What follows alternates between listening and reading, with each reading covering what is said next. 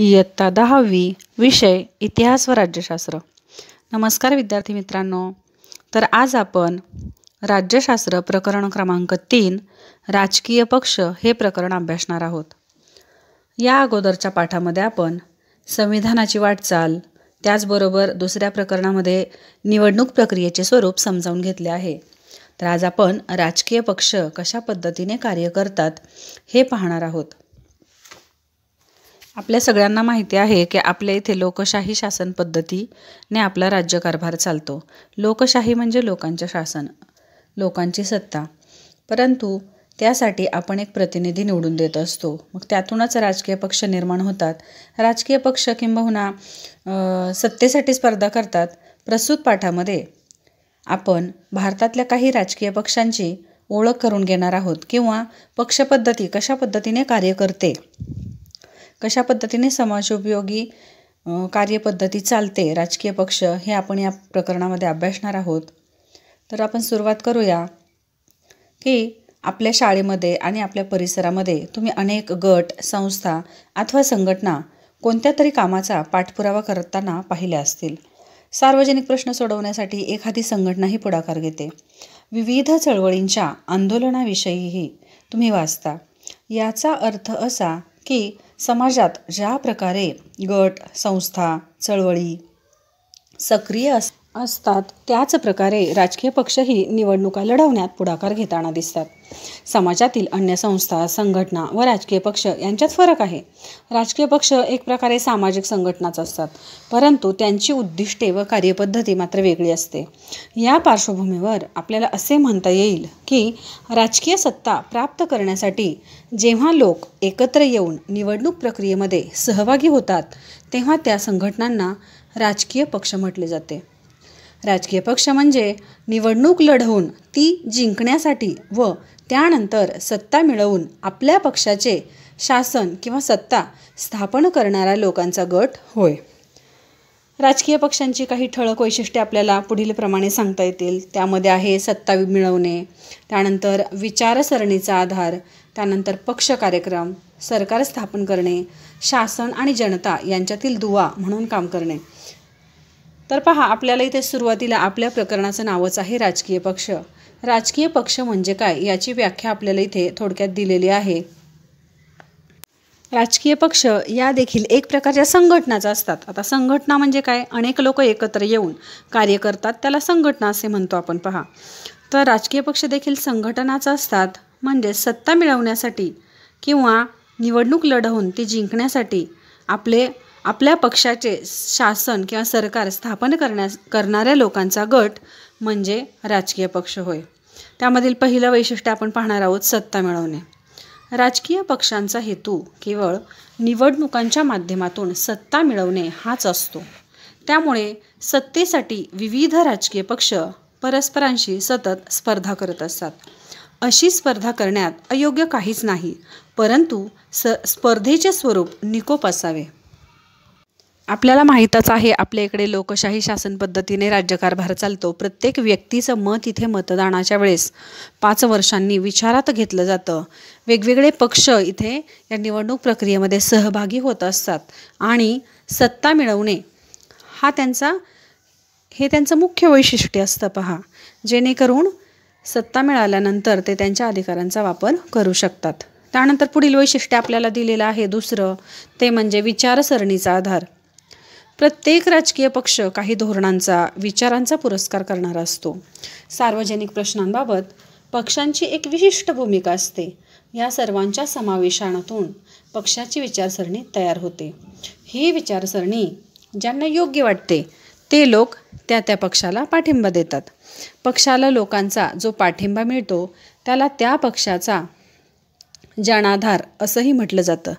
आधुनिक काळात सर्वच राजकीय पक्षांची विचारसरणी सारखीच दिसते, त्यामुळे पक्षांमध्ये विचारसरणीवर आधारित फरक करणे अवघड झाले आहे। विशिष्ट विचारसरणीचे किंवा एकाच विचारसरणीचे लोक आपल्याला एकत्र काम करताना बऱ्याच ठिकाणी दिसतात। त्याच पद्धतीने इथेही राजकारणामध्येही असं होताना दिसतं की सारख्या विचारांचे किंवा सेम विचारांची लोक इथे एकत्र येतात आणि त्या पक्षाचं विशिष्ट विचारसरणी घेऊन तो पक्ष पुढे कार्य करत असतो. त्यामुळे विशिष्ट विचारसरणीचा आधार राजकीय पक्षांना असतो. हे एक त्याचं वैशिष्ट्य सांगता येईल. पुढे तिसरं वैशिष्ट्य आहे पक्ष कार्यक्रम. विचारसरणी प्रत्यक्षात आणण्यासाठी राजकीय पक्ष त्यावर आधारित कार्यक्रम निश्चित करतात. सत्ता मिळाली की या कार्यक्रमांची अंमलबजावणी केली जाते. सत्ता नाही मिळाली तरी कार्यक्रमांच्या आधारे लोकांचा पाठिंबा मिळवण्याचा प्रयत्न राजकीय पक्ष करत असतात. आपल्याला माहीत आहे, विशिष्ट आश्वासनं किंवा काही गोष्टी आम्ही ही कामं करू किंवा अशा पद्धतीचं कार्य आपल्या पक्षाकडून केलं जाईल, अशा पद्धतीचं आश्वासन लोकांना राजकीय पक्ष देत असतात. आणि त्यानंतर जर जिंकून आले किंवा सत्ता मिळाली तर त्या कार्यक्रमांची अंमलबजावणी राजकीय पक्ष करत असतात. यालाच इथे पक्ष कार्यक्रम असं म्हटलं आहे. चौथं वैशिष्ट्य आपल्याला इथे दिलेलं आहे ते म्हणजे सरकार स्थापन करणे. राजकीय पक्ष सरकार स्थापन करतात आणि देशाचा राज्यकारभार करतात. अर्थात हे कार्य निवडणुकीत बहुमत मिळवणाऱ्या पक्षाचे असते. ज्या पक्षांना बहुमत मिळत नाही ते विरोधी पक्ष म्हणून कार्य करतात. आता आपल्या सगळ्यांनाच माहिती आहे की जे पक्ष निवडून येतात किंवा आपल्याला माहिती आहे बरेच पक्ष आपल्या इथे समाजामध्ये कार्यरत आहेत. काँग्रेस, भाजपा असेल, राष्ट्रवादी काँग्रेस असेल किंवा इतर अनेक पक्ष कार्यरत आहेत आपल्याला माहिती आहे. आणि जो पक्ष निवडून येईल ते स्वतःचं सरकार स्थापन करतात किंवा तो पक्ष सत्तेवर येतो. आणि जे पक्ष सत्तेवर नसतात किंवा ज्यांना बहुमत मिळत नाही ते पक्ष विरोधी पक्ष म्हणून कार्य करत असतात. पुढील पाचवं वैशिष्ट्य आपल्याला दिलेलं आहे शासन व जनता यांच्यातील दुवा. राजकीय पक्ष शासन आणि जनता यांच्यातील दुवा म्हणून काम करतात. प्रत्येक वेळेस शासन सामान्य जनतेपर्यंत प्रत्येक ठिकाणी पोहोचू शकत नाही. म्हणूनच शासन किंवा सरकार आणि जनता म्हणजे सामान्य लोक यांच्यातील एक दुव्याचं काम इथे राजकीय पक्ष करत असतात. जनतेच्या मागण्या आणि गाऱ्हाणी शासनापर्यंत पोहोचवण्याचं कार्य राजकीय पक्ष करतात. तर शासन पक्षांमार्फत आपल्या धोरण कार्यक्रमांना पाठिंबा मिळवण्याचा प्रयत्न करते. अशा पद्धतीने शासन आणि जनता यांच्यातील दुव्याचं काम, त्यांना जोडण्याचं काम इथे राजकीय पक्ष करत असतात. तर इथे आपल्याला पहा,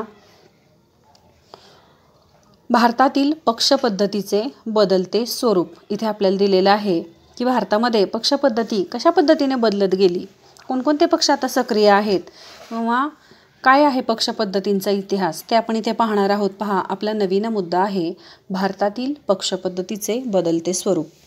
स्वातंत्र्योत्तर काळात काँग्रेस हा एक प्रबळ पक्ष होता. काही अपवाद वगळता केंद्र व राज्य पातळीवर या पक्षाला बहुमत होते. भारतातील राजकारणावर या पक्षाची पकड होती. म्हणून या काळातील पक्षपद्धतीचे वर्णन एक प्रबळ पक्षपद्धती असे म्हटले जाते. पहा, काँग्रेस हा 1885 साली स्थापन झालेला पक्ष आहे. पहा, म्हणजे खूप जुना आहे, इंग्रजांच्या काळातील पक्ष आहे. त्यामुळे एकमेव सत्ता काँग्रेसकडे होती. जास्त पक्षपद्धती किंवा जास्त राजकीय पक्ष तेव्हा स्थापन झालेले नव्हते. ते आता स्वरूप कसं बदलत गेलं ते आपल्याला पुढे दिलेलं आहे. पहा, एक दुसरा मुद्दा आहे, एक प्रबळ पक्षपद्धतीला 1977 मध्ये आव्हान दिले गेले. हे आव्हान काँग्रेसेतर पक्षांनी एकत्र येऊन दिले. म्हणजे अनेक पक्ष एकत्र आले आणि काँग्रेस पक्षाला आव्हान मिळालं की इतरही राजकीय पक्ष स्थापन होऊ लागले आहेत. त्यानंतर तिसरा मुद्दा आहे त्यातील 1989च्या लोकसभा निवडणुकांनंतर राजकारणात एकाच पक्षाचं वर्चस्व असणं ही बाब संपुष्टात आली. त्यानंतरच्या काळात अनेक पक्षांनी एकत्र येऊन आघाडीचे शासन स्थापन करण्यास सुरुवात केली. आघाडी सरकार स्थापन करण्याचे प्रयोग भारतीय जनता पक्ष व काँग्रेस या दोन्ही पक्षांनी केले. आघाडी शासनातून अस्थिरता निर्माण होते हा समज आपल्या देशातील पक्षपद्धतीने खोटा ठरवला.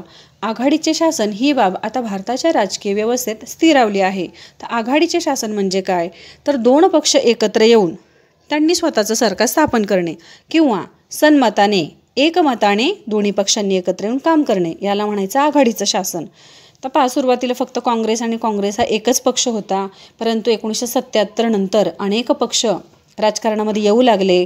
त्यानंतर 1989च्या लोकसभा निवडणुकीनंतर तर जनता पक्ष आणि काँग्रेस हे दोन्ही एकत्र येऊन कार्य करू लागले. आता आपल्या इकडे बऱ्याच ठिकाणी किंवा बऱ्याचदा आघाडी शासन किंवा 2 पक्ष एकत्र येऊन कार्य करण्याची बाब स्थिरावली आहे किंवा व्यवस्थित चालू आहे. पुढे आपल्याला दिलेलं आहे, माहीत आहे का तुम्हाला, एकाच राजकीय पक्षाच्या हाती सत्ता दीर्घकाळ असल्यास व अन्य कोणतेच पक्ष राजकारणात प्रभावी नसल्यास त्या पक्षपद्धतीला एकपक्ष पद्धती असे म्हणतात. राजकारणात 2 राजकीय पक्ष प्रभावी असतात आणि आलटून पालटून या 2 राजकीय पक्षांच्या हाती सत्ता जाते तेव्हा ती शासन पद्धती द्विपक्ष पद्धती होय. आणि तिसरा दिलेला आहे आपल्याला, अनेक राजकीय पक्ष सत्तेच्या स्पर्धेत असतात आणि सर्वांचा कमी अधिक प्रमाणात राजकीय प्रभाव असतो, अशी पद्धती म्हणजे बहुपक्ष पद्धती म्हणून ही पद्धती ओळखली जाते. हेही जाणून घ्यामध्ये राष्ट्रीय पक्ष आणि प्रादेशिक पक्ष कोणाला म्हणतात. तर राष्ट्रीय पक्ष म्हणून मान्यता मिळवण्यासाठी किंवा देशाच्या पातळीवरील पक्ष म्हणून मान्यता मिळवण्यासाठी निवडणूक आयोगाने काही तरतुदी किंवा काही नियम घालून दिलेले आहेत. त्या निकषांची पूर्तता झाली तरच तो पक्ष राष्ट्रीय पक्ष म्हणून मानला जातो. त्याच्यामध्ये पहा, दिलेला आहे आपल्याला, 4 किंवा अधिक राज्यांमध्ये लोकसभा किंवा विधानसभेच्या मागील निवडणुकीत किमान 6% वैध मते मिळवणे आवश्यक असते. तसेच मागील निवडणुकीत कोणत्याही राज्यातून अथवा राज्यांमधून किमान 4 सदस्य लोकसभेवर निवडून आले पाहिजेत किंवा एकूण लोकसभा मतदारसंघाच्या किमान 2% मतदारसंघातून तसेच किमान 3 राज्यांमधून उमेदवार निवडून येणे आवश्यक आहे. तर अशा पद्धतीने ह्या तरतुदी पूर्ण तो पक्ष जर 4 राज्यांमधून निवडून आला असेल किंवा बहुमत त्याला मिळालं असेल तरच तो पक्ष राष्ट्रीय पक्ष म्हणून ओळखला जातो. पुढे आहे प्रादेशिक पक्ष कोणाला म्हणायचं पहा. तर प्रादेशिक किंवा राज्य पातळीवरील पक्ष म्हणून मान्यता मिळवण्यासाठी निवडणूक आयोगाने काही नियम किंवा निकष दिलेले आहेत. ते पुढील प्रमाणे आहेत. त्याच्यामध्ये आहे, लोकसभा किंवा विधानसभेच्या मागील निवडणुकीमध्ये किमान 6% मतं मिळवणं आणि किमान 2 सदस्य विधानसभेवर निवडून येणं आवश्यक असतं किंवा विधानसभेच्या एकूण सदस्य संख्येपैकी किमान 3% जागा किंवा किमान 3 जागा प्राप्त करणं आवश्यक असतं. तर त्या पक्षाला प्रादेशिक पक्ष असं म्हणायचं पहा. राष्ट्रीय पातळीवरील पक्ष म्हणजे राष्ट्रीय पातळीवर काम करणारा, प्रादेशिक पक्ष म्हणजे प्रादेशिक किंवा राज्य पातळीवर काम करणारा पक्ष होय. तर पहा, पुढे आपल्याला दिलेलं आहे, भारतातील काही प्रमुख राजकीय पक्षांची आपल्याला आता इथे ओळख करून घ्यायची आहे. त्याच्यामध्ये सुरुवातीला आपल्याला राष्ट्रीय पक्ष दिलेले आहेत. त्यामध्ये भारतीय राष्ट्रीय काँग्रेस, भारतीय कम्युनिस्ट पक्ष हे काय आहेत, राष्ट्रीय पक्ष आहेत. तर भारतीय राष्ट्रीय काँग्रेस, आपला पहिला राष्ट्रीय पक्ष कोणता आहे, भारतीय राष्ट्रीय काँग्रेस. 1885 साली भारतीय राष्ट्रीय काँग्रेसची स्थापना झाली. स्थापनेच्या वेळी काँग्रेस ही सर्वसमावेशक स्वरूपाची राष्ट्रीय स्वातंत्र्यासाठी प्रयत्न करणारी चळवळ होती. त्यामुळे त्यात विविध विचारसरणीचे गट एकत्र आले होते. स्वातंत्र्योत्तर काळात काँग्रेस एक सर्वात प्रभावी पक्ष म्हणून आकारास आला. धर्मनिरपेक्षता, सर्वांगीण विकास, दुर्बल घटकांसाठी आणि अल्पसंख्याक वर्गासाठी समान हक्क, व्यापक समाज कल्याण हे या पक्षाचे सुरुवातीपासूनचे धोरण होते. त्यानुसार या पक्षाने अनेक कार्यक्रमही राबवले. लोकशाही, समाजवाद, आंतरराष्ट्रीय शांतता आणि सामाजिक समता यांवर या पक्षाचा विश्वास आहे. मग अशीच मी सांगितल्याप्रमाणे भारतीय राष्ट्रीय काँग्रेस हा खूप जुना पक्ष आहे किंवा 1885 साली या पक्षाची स्थापना झाली. त्याची महत्त्वाची उद्दिष्टे म्हणजे लोकशाही, समाजवाद, आंतरराष्ट्रीय पातळीवर शांतता निर्माण करणे, सामाजिक समता यांवर या पक्षाचा अजूनही विश्वास आहे. त्यानंतर दुसरा राष्ट्रीय पक्ष आपल्याला दिलेला आहे तो म्हणजे भारतीय कम्युनिस्ट पक्ष.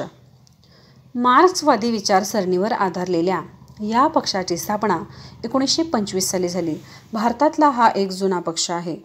मजूर, कष्टकरी वर्ग आणि कामगारांच्या हितासाठी हा पक्ष कार्य करतो. या पक्षाचा भांडवलशाहीला विरोध आहे. 1960च्या दशकात चीन व सोव्हिएत युनियन या दोन्ही साम्यवादी देशांपैकी कोणाचं नेतृत्व स्वीकारायचं यावरून या पक्षातील नेत्यांमध्ये वैचारिक मतभिन्नता निर्माण झाली व भारतीय कम्युनिस्ट पक्षात फूट पडली व त्यातून भारतीय कम्युनिस्ट पक्ष म्हणजे मार्क्सवादी हा पक्ष 1964 साली स्थापन झाला. भारतीय कम्युनिस्ट पक्ष हा देखील एक जुना पक्ष आहे आणि मजूर आणि कष्टकरी वर्ग किंवा कामगारांच्या हितासाठी हा पक्ष निर्माण झालेला आहे. मार्क्सवादी विचारसरणीवर किंवा कार्ल मार्क्स यांच्या विचारसरणीवर हा पक्ष आधारलेला आहे.